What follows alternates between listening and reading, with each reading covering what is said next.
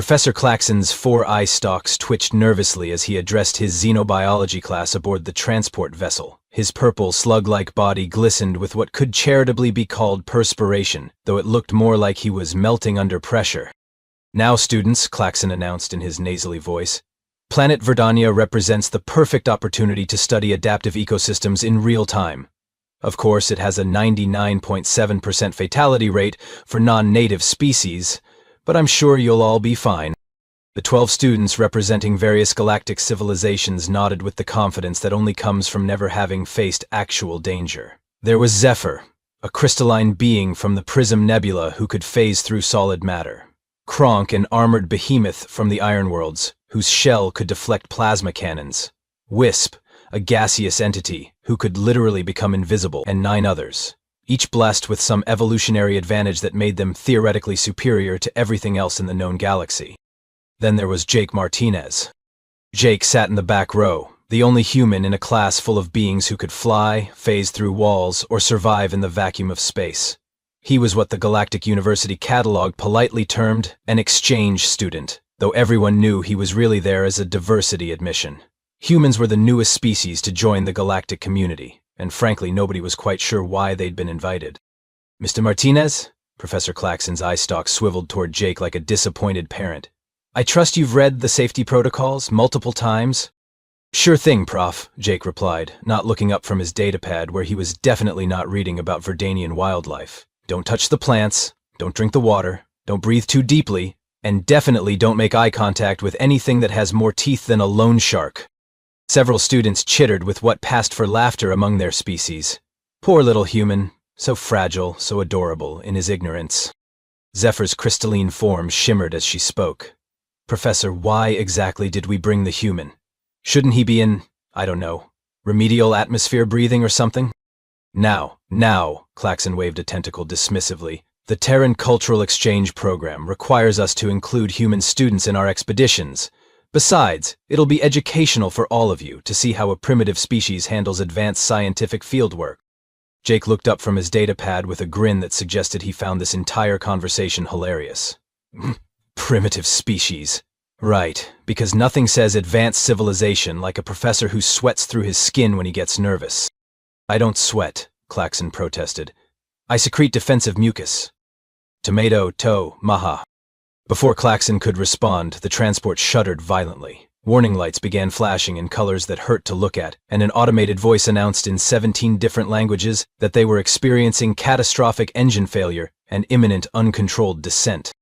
"Well," Jake said, calmly closing his datapad, "this ought to be educational." The ship plowed through Verdania's atmosphere like a meteor with commitment issues, bounced off 3 different mountain peaks, and finally came to rest in what the locals probably called a jungle, but what any reasonable person would describe as green hell with a humidity problem. As smoke cleared and emergency lights flickered, Professor Claxon's defensive mucus production reached industrial levels. "Oh dear," he whimpered, consulting his scanner. "We've crashed directly in the heart of the Verdanian wilderness. The most dangerous ecosystem in this quadrant. We're all going to die horrible, horrible deaths." Jake unbuckled his safety harness and stood up, apparently the only one not currently having an existential crisis. "Come on, Prof, where's that scientific optimism? I mean, what's the worst that could happen?" As if in response to his question, something outside the crashed ship released a roar that sounded like a freight train having an argument with a tornado. Several students immediately fainted, which was impressive considering 3 of them didn't technically have nervous systems. "Would," Professor Claxon whispered, "would be a striped death stalker, the apex predator of Verdania. They can smell fear from 50 kilometers away." Jake peered out the nearest porthole at the alien jungle beyond. Massive trees stretched toward a canopy so thick it blocked out the sun. Vines hung like natural booby traps, and somewhere in the distance, something was definitely screaming. It was the kind of place that travel brochures would describe as unspoiled wilderness, right before mentioning the comprehensive life insurance requirements. "Ha," Jake said thoughtfully. "Looks kind of like Louisiana in August, only with better lighting." What happened next could only be described as the galaxy's most expensive demonstration of the phrase every being for themselves.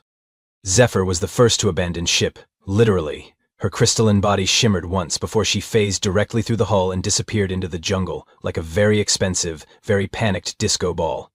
"My molecular structure makes me immune to physical barriers," she called back helpfully. "Good luck with your primitive survival techniques."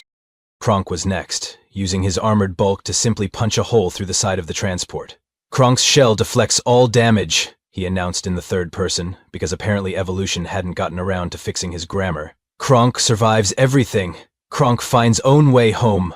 And with that inspiring speech, he bulldozed through the underbrush like a living tank with the strategic thinking of a particularly aggressive doorknob. One by one, the other students made their exits. Wisp simply evaporated and drifted away through the air vents. The twins from Sigma Centauri activated their jetpacks and rocketed toward what they hoped was civilization. The aquatic student Glub somehow produced enough water to create a small river and swam away through his own personal flood. Each departure came with its own helpful commentary about why their species was clearly superior to everyone else's, especially the humans. "Sorry, Jake," called Nebula as she shapeshifted into something that looked like a cross between a bird and a bad decision. "But I've got built-in navigation systems. You'll probably want to stay with the wreckage and wait for rescue. You know, being all fragile and primitive and stuff." Professor Claxon, meanwhile, had managed to activate the emergency beacon and was now constructing what could generously be called a fort out of seat cushions and denial. "Don't worry, students," he called out, though most of them were already gone. "Rescue should arrive in approximately 72 to 96 hours, assuming the beacon works, and assuming rescue teams are willing to enter a Class 5 Deathworld, which they probably aren't." Jake found himself standing alone in the crashed transport, listening to the sounds of his classmates crashing through the jungle in 12 different directions, each convinced their special abilities would save them. Professor Claxon had wedged himself into what used to be the supply closet and was making soft, whimpering sounds that suggested his defensive mucus glands were working overtime. "So," Jake said to nobody in particular, "I guess this is the part where the fragile human dies horribly while everyone else uses their superior evolution to survive and thrive." Outside, something roared again, closer this time. Professor Claxon's whimpering increased in both volume and pitch. Jake picked up his backpack, checked that his water bottle was still intact, and headed for the exit. "Well, Prof, I'm going to go die horribly now. Try not to drown in your own defensive mucus while I'm gone." "Wait," Claxon called after him. "Where are you going? The protocols clearly state that in survival situations, the least adapted species should remain with the crash site." Jake paused at the torn opening that used to be the transport's door. "Yeah, about those protocols. They were written by people who've never actually survived anything, weren't they?" And with that observation, Jake Martinez stepped into the green hell of Verdania, officially becoming the least likely survivor in a group that included beings who could phase through matter, deflect energy weapons, and photosynthesize their own food. The betting pools back at Galactic University would not have been kind to his odds. Now here's where things get interesting, because while everyone else was busy using their fancy evolutionary advantages to get themselves into trouble, Jake was doing something that apparently no other species in the galaxy had thought of. He was paying attention. First things first, shelter. Jake found a nice overhang formed by a fallen tree and some conveniently positioned rocks. Not fancy, but it would keep the rain off and provide a defensible position. While he worked, he listened to the distant sounds of his classmates discovering that superior evolution doesn't always translate to superior planning. There was a lot of crashing, some creative alien swearing, and what sounded like Kronk arguing with a tree. Next, water. The stuff falling from the sky looked clean enough, and Jake's portable purification tablets would handle any microscopic party crashers. He set up a collection system, using pieces of the transport's hull, simple, effective, and requiring exactly 0 special abilities. Food was trickier, but Jake had actually read the mission briefing, unlike certain crystalline beings who are probably discovering right about now that phasing through matter doesn't help you identify edible plants. He found some fruits that matched the safe for most carbon-based life forms description in the database. They tasted like a cross between an apple and regret, but they were calories. Jake was just settling in for what he figured would be a long 72 hours when he heard it. A low growling that seemed to come from everywhere at once. The kind of sound that makes your spine want to pack up and relocate to a different body. Through the undergrowth came the most magnificent predator Jake had ever seen. It was roughly tiger-sized, if tigers were designed by someone who thought regular tigers weren't nearly impressive enough. Its stripes shifted colors like a living aurora, its teeth looked like they could open cans, and its eyes held the kind of intelligence that suggested it was already mentally seasoning its next meal. This, Jake realized, was a striped Deathstalker, the apex predator that had sent Prof. Klaxon into mucus overdrive. Most sane beings would have run. The problem with that logic was that Jake had seen how well running was working out for his classmates. Instead, he did something that would have gotten him kicked out of any respectable survival course in the galaxy. He sat perfectly still and really looked at the creature. The Deathstalker was favoring its left rear leg. There was dried blood on its flank. Its breathing was slightly labored. This wasn't a predator on the hunt. This was an injured animal trying to get through its day without making things worse. "Hey there, big guy," Jake said quietly, making no sudden movements. "Rough day?" The Deathstalker's ears flicked forward. It tilted its head in a gesture that was almost curious. Jake slowly reached into his pack and pulled out one of the questionable fruits. "You know, you look hungry, and I'm betting you know way more about what's edible around here than I do." He tossed the fruit gently to land about halfway between them. The Deathstalker sniffed it, then looked back at Jake with what could almost be described as surprise. Apparently, interacting with prey species wasn't usually this interactive. While the predator considered the fruit, Jake got a better look at its injury. "That's a nasty gash you've got there, buddy. Looks infected, too." He reached slowly for his first aid kit. Now, I'm not a veterinarian, but I did get my wilderness first aid certification. Because unlike some people, I actually read the course requirements before signing up. 20 minutes later, Jake found himself applying antiseptic to the wound of a creature that could have turned him into human-flavored confetti without breaking a sweat. The Deathstalker lay patiently still, occasionally making soft rumbling sounds that seemed more like purring than growling. "There we go," Jake said, applying the last of the bandage. "You're going to need to keep that clean, but you should heal up fine. You've got excellent bone structure, by the way. Very intimidating." The Deathstalker stood up, tested its weight on the treated leg, and then did something that would have made xenobiologists across the galaxy faint. It bumped its massive head against Jake's shoulder in what was unmistakably a gesture of gratitude. "Yeah, you're welcome," Jake said, scratching behind ears that were larger than his head. "You know what? You remind me of my neighbor's cat back home. Same attitude, same confidence, just scaled up about 1,000%. I think I'll call you Mittens." The newly christened Mittens made a sound that suggested either approval or the beginning of indigestion. Either way, when Jake settled down for the night in his improvised shelter, he had a 600-pound apex predator curled up next to him like the galaxy's most dangerous security blanket. Outside, the sounds of his classmates' continued adventures in superior evolution echoed through the jungle. Someone was definitely stuck somewhere. Someone else was arguing with local wildlife, and Professor Klaxon was still making his soft, whimpering sounds from the wreckage. Jake closed his eyes and tried to get some sleep. Tomorrow, he figured, was going to be interesting. Jake woke up the next morning to find Mittens sitting by the shelter entrance like a furry security guard with commitment issues. The Deathstalker had apparently spent the night listening to the jungle's greatest hits, which seemed to consist mainly of alien students discovering that evolution hadn't prepared them for everything. "Morning, Mittens," Jake said, scratching behind the massive predator's ears. "Sleep well? Because it sounds like some of our classmates had a rougher night than a discount airline passenger." Mittens made a sound that Jake chose to interpret as agreement, then padded over to drop something at his feet. It was a fruit, perfectly ripe and definitely not one of the questionable specimens Jake had found the day before. "Oh, so you're bringing me breakfast now. What's next, filing my taxes?" Jake took a bite of the fruit. It actually tasted like something that belonged in food, rather than something that belonged in a punishment. "You know what, big guy? I think this is the beginning of a beautiful partnership." Their first rescue mission came courtesy of Zephyr's anguished wailing echoing through the trees. Following the sound, Jake and Mittens found the crystalline student stuck halfway through the trunk of what appeared to be a tree made of the same mineral as her body. She was phased exactly 50% into the trunk, unable to go forward or backward. "Oh, thank the cosmos," Zephyr cried when she saw them. "Jake, I'm trapped. The tree's crystalline structure interferes with my phasing abilities. I've been stuck here for 14 hours. Jake walked around the tree, examining the situation, while Mittens sat down to watch with what looked suspiciously like amusement. "Let me guess. You phased into the tree without checking what it was made of first." "My species doesn't need to check," Zephyr said defensively. "We can phase through anything. Except, apparently things made of the same stuff you are." Jake pulled out his emergency toolkit and started examining the tree's structure. It's like trying to phase through yourself. Basic physics, really. Don't lecture me about physics. You're just a primitive human. Jake continued his examination, ignoring the insult.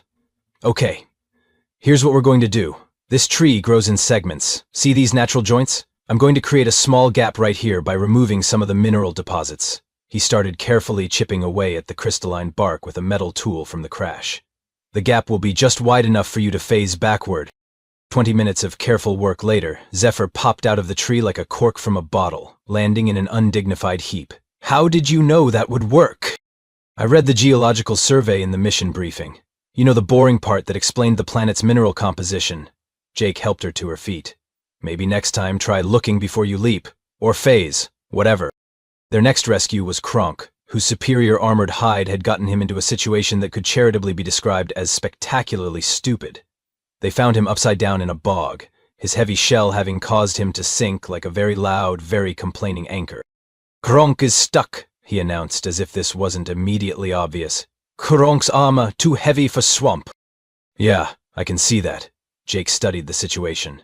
Kronk was about 15 feet out in the bog, too far to reach directly. The problem with being built like a tank is that tanks don't float. Jake fashioned a rope from vines and debris, then had Mittens help by serving as an anchor point while he worked his way closer to Kronk. It took an hour of careful maneuvering, but they managed to get the armored student right side up and onto solid ground. How Kronk get out without human help? Kronk asked, genuinely puzzled. You don't, Jake replied. That's kind of the point. The rescue of Wisp was particularly entertaining. The gaseous student had gotten himself caught in what the locals probably called a wind trap, a natural formation that created a circular air current. Wisp was spinning around like a very philosophical tornado, unable to escape the perpetual breeze. This is most embarrassing, Wisp moaned as he whirled past. I am being defeated by weather. Jake studied the rock formation creating the wind trap, then started strategically placing rocks to redirect the airflow. Physics, he explained to Mittens, who was watching with the patience of a predator who'd decided today's entertainment was better than hunting. Disrupt the pattern, and our gaseous friend can float free. One by one, Jake and Mittens worked their way through the scattered alien students. They found the aquatic student, Glub, desperately trying to maintain a water bubble around himself while his improvised river evaporated in the heat. Jake showed him how to find natural springs and create a sustainable water source using gravity and basic engineering. The twins from Sigma Centauri had crashed their jetpacks into a cliff face and were hanging upside down from a tree, arguing about whose fault it was. Jake rigged a pulley system from crash debris and lowered them down safely. Each rescue followed the same pattern. Superior alien ability gets student into trouble, human ingenuity gets them out. And each time, the rescued student looked at Jake with growing bewilderment. I don't understand, said Nebula after Jake had untangled her shapeshifted form from a carnivorous plant that had mistaken her for lunch. You're supposed to be the weak one, the liability. Jake was checking Mittens for any injuries from their latest rescue adventure. The Deathstalker had proven invaluable, using his strength and local knowledge to help in ways that no amount of evolutionary specialization could match. Yeah, about that. See, the thing is, you all evolved to be really, really good at one specific thing, but evolution doesn't actually care if you're well-rounded. It just cares if you can survive long enough to reproduce. But we have superior abilities, Zephyr protested. Advanced evolution. You have optimization, Jake corrected. Like a sports car that can go really fast on a smooth road but falls apart the minute you hit a pothole. Humans? We're more like pickup trucks. Not the fastest, not the strongest, but we can haul your stuff, drive through mud, and still get you home at the end of the day. As they made their way back toward the crash site with their collection of rescued classmates, Jake couldn't help but notice how quiet they'd all gotten. The superior evolutionary advantages that had seemed so impressive back at university were looking less impressive after spending a day being rescued by the primitive human and his pet apex predator. Besides, Jake added, giving Mittens a scratch behind the ears, I had help. Turns out making friends is also a survival skill. Who knew? Mittens rumbled contentedly, apparently pleased with his new role as rescue assistant and emotional support Deathstalker. Behind them, 12 alien students trudged along in contemplative silence, each presumably reconsidering their assumptions about primitive species and advanced evolution. When they finally made it back to the crash site, they found Professor Klaxon exactly where Jake had left him, wedged into the supply closet, surrounded by a fortress of seat cushions that looked like it had been designed by someone having an anxiety attack. The professor's defensive mucus production had reached such impressive levels that he was practically swimming in his own stress secretions. "Oh, thank the cosmic void you're alive," Klaxon blubbered when he saw the group approaching. Then his 4 eye stalks focused on Jake walking alongside what was clearly a striped Deathstalker, and his mucus glands went into overdrive. "Martinez, get away from that creature. It's going to devour us all." "Relax, Pro," Jake said, giving Mittens a reassuring pat. "This is Mittens. He's house-trained. Well, jungle-trained, whatever." "Mittens?" Professor Klaxon's voice climbed about 3 octaves. "You named the apex predator of Verdania? Mittens?" "He likes it," Jake shrugged. "Don't you, big guy?" Mittens responded by padding over to the wreckage and dropping a collection of items at Jake's feet. The assembled group stared in amazement as the Deathstalker's haul was revealed. Several varieties of exotic fruits, what appeared to be medicinal plants, some kind of crystalline formation that glowed softly in the dim light, and what looked suspiciously like a complete ecological survey's worth of specimens. "How in the name of the Galactic Council did you collect all of this?" Professor Klaxon squeaked, crawling out of his cushioned fort to get a better look. "These are incredibly rare specimens. The luminous moss alone is worth more than my annual salary. And these fruits, they're from the Eternal Grove, which is supposed to be guarded by creatures so dangerous that entire research expeditions have disappeared trying to find them." Jake picked up one of the glowing specimens and examined it casually. "Oh, these?" "Yeah, Mittens knew where to find them. Turns out when you're friends with the local apex predator, he's happy to show you around his territory. Who would have thought that making allies would be useful in an unknown environment?" The alien students exchanged glances that suggested they were beginning to understand just how badly they'd miscalculated the situation. Zephyr was the first to voice what they were all thinking. "You mean while we were all struggling to survive using our evolutionary advantages, you were, what, taking a guided tour?" "Pretty much." Jake pulled out a datapad and showed them detailed notes, complete with sketches and observations. "I've documented 17 new plant species, mapped the local water sources, identified seasonal migration patterns for 6 different animal species, and, figured out that the whole 99.7% fatality rate thing is complete garbage." Professor Clack's eye stalks nearly tied themselves in knots. "Impossible. The statistical models clearly show—" "The statistical models," Jake interrupted, "are based on the assumption that visitors to this planet would do exactly what you all did, panic and try to use specialized abilities that don't work in an unfamiliar environment. But here's the thing about statistics, Prof. They're only as good as the assumptions they're based on." Jake gestured to his assembled classmates.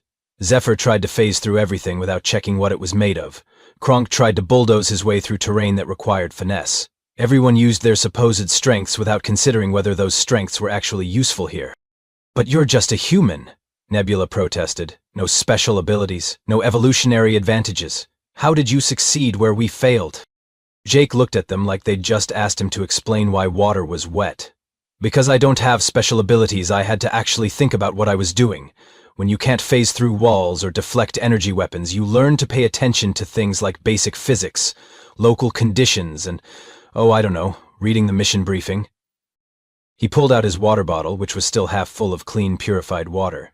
"While you were all running around trying to use abilities that didn't match the situation, I was doing boring human things like finding shelter, securing water sources, and making friends with the locals."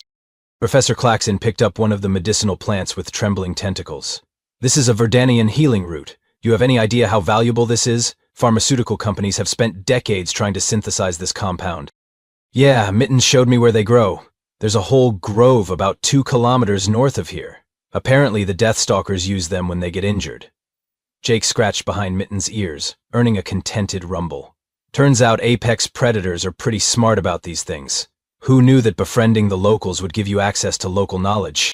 The silence that followed was the sound of 12 alien students simultaneously realizing that their entire understanding of survival and evolution might need some serious revision. The human, the fragile, primitive, supposedly inferior human, had not only survived better than any of them, he'd thrived. And he'd done it with nothing more than basic problem-solving skills and the revolutionary concept of treating other species with respect instead of fear. "So," Jake continued, clearly enjoying the moment, While you were all demonstrating your evolutionary superiority by getting stuck in trees, trapped in bogs, and caught in wind currents, I was having productive conversations with the ecosystem and documenting discoveries that are going to revolutionize our understanding of Verdanian biology. He gestured to Mittens, who was currently grooming himself with the casual confidence of an apex predator who'd found his life's purpose as an emotional support animal. Oh, and I made a friend. A 600-pound friend with excellent local knowledge and a surprisingly gentle disposition. Professor Claxon looked at his scanner readings, then at the collection of specimens, then at Jake, then at the Deathstalker, who was now lying on his back getting belly rubs from the human student. His defensive mucus production had slowed to a mere trickle, probably because his brain was too busy recalibrating everything he thought he knew about survival, evolution, and the relative capabilities of different species. "Mr. Martinez," he said slowly, "I believe I may need to revise my assessment of human survival capabilities." "You think?" Jake replied with a grin that suggested he was having entirely too much fun with this situation. "But hey, at least now you have some actual data to work with instead of just assumptions about primitive species and their supposed limitations." 3 weeks later, back at Galactic University, Professor Claxon stood before the Academic Review Board, looking like someone who'd been asked to explain why his fundamental understanding of evolutionary biology had been turned upside down by a first-year exchange student and his emotional support apex predator.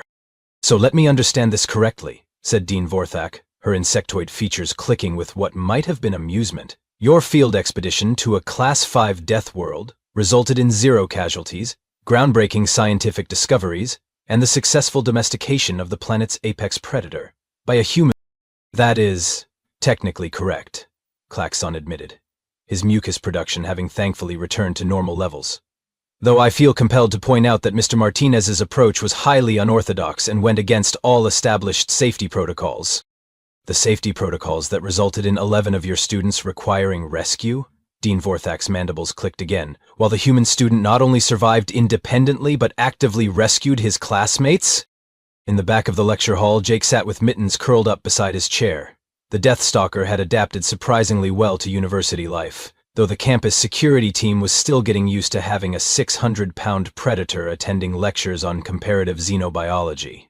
Mittens wore a service animal vest that read, "Emotional Support Apex Predator," in 17 different languages, because apparently even in an advanced galactic civilization, bureaucracy still required paperwork. "Furthermore," Dean Vorthak continued, "I understand that Mr. Martinez's field report has been requested by the Galactic Pharmaceutical Consortium, the Department of Xenobiological Studies, and the Colonial Survey Division. His documentation of Verdanian ecosystem interactions has apparently revolutionized our understanding of Deathworld survival strategies." Jake raised his hand. "Actually, Dean, I wouldn't say I revolutionized anything. I just did what humans do. I paid attention, made friends, and didn't assume that being different from the local wildlife meant I had to fight everything I met." "Yes," Dean Vortek's compound eyes focused on him. "About that. Your approach of making friends with what was classified as an impossible-to-domesticate apex predator has caused quite a stir in the xenozoology department. Professor Chitlick has requested a complete revision of our predator classification system." Mittens chose that moment to demonstrate his impossible-to-domesticate nature by rolling over and presenting his belly for scratches. Jake obliged, causing several members of the review board to make notes about unprecedented interspecies bonding patterns and revision of hostile environment survival paradigms. "The most interesting aspect," continued Dean Vorthak, "is that Mr. Martinez's success rate seems to be directly correlated with what we previously considered his species' disadvantages. No natural armor, no special abilities, no evolutionary specializations. Yet these apparent weaknesses prove to be strengths in an unpredictable environment." Professor Claxon shifted uncomfortably. "I still maintain that his methods were unscientific. Making friends with dangerous wildlife is not a reproducible research methodology." "Actually, Prof," Jake interjected, "it totally is. I've been working with the Department of Interspecies Relations to develop a new curriculum. Practical xenobiology, why reading the manual and not assuming everything wants to kill you leads to better outcomes than evolutionary superiority complexes. It's a working title." The review board erupted in what Jake had learned to recognize as alien laughter across 17 different species. Dean Vortak's mandibles were clicking so rapidly it sounded like applause. "In light of these unprecedented results," Dean Vorthak announced, The university is establishing a new department of applied human survival techniques, with Mr. Martinez as our first Deathworld specialist. His unconventional methods will be studied and, where applicable, incorporated into our standard survival protocols. Jake looked down at Mittens, who was now completely upside down and purring like a furry earthquake. Hear that, buddy? We're officially weird enough to get our own department. Additionally, Dean Vortak continued, Mr. Martinez will be leading next semester's Advanced Field Studies expedition to Karis Prime. It's only classified as a Class 3 Deathworld, so it should be perfectly safe for someone of his unique qualifications. Class 3, huh? Jake scratched behind Mittens' ears, causing the Deathstalker to make happy rumbling sounds that were probably registering on seismic equipment across the campus. What kind of apex predators are we talking about? Giant crystalline spiders, I believe. Completely untamable, according to all existing research. Jake and Mittens exchanged a look. Well, Jake looked at Mittens. Mittens was still upside down getting belly rubs, but Jake was pretty sure he detected a sense of anticipation in those large amber eyes. Fighters, huh? Well, Mittens, looks like you're going to have some new friends to play with. As the review board continued their discussions about paradigm shifts and curriculum revisions, Jake couldn't help but reflect on how far he'd come from being the fragile liability that nobody expected to survive his first field expedition. Now he was apparently the go-to guy for making friends with things that were supposed to kill him. It was, he decided, a pretty good career path for a primitive human with no special abilities whatsoever. Especially when it came with a 600-pound apex predator who doubled as the galaxy's most intimidating therapy animal. The universe, Jake thought as Mittens finally rolled back over and settled in for a nap, was a much friendlier place when you bothered to actually talk to it, instead of just assuming it was out to get you. And somewhere in the back of his mind, he was already wondering what kind of friendship opportunities a giant crystalline spider might offer to a human willing to approach it with basic first aid supplies, and a genuine interest in not being eaten. After all, he reasoned, if you're going to be the weird species in the galaxy, you might as well lean into it.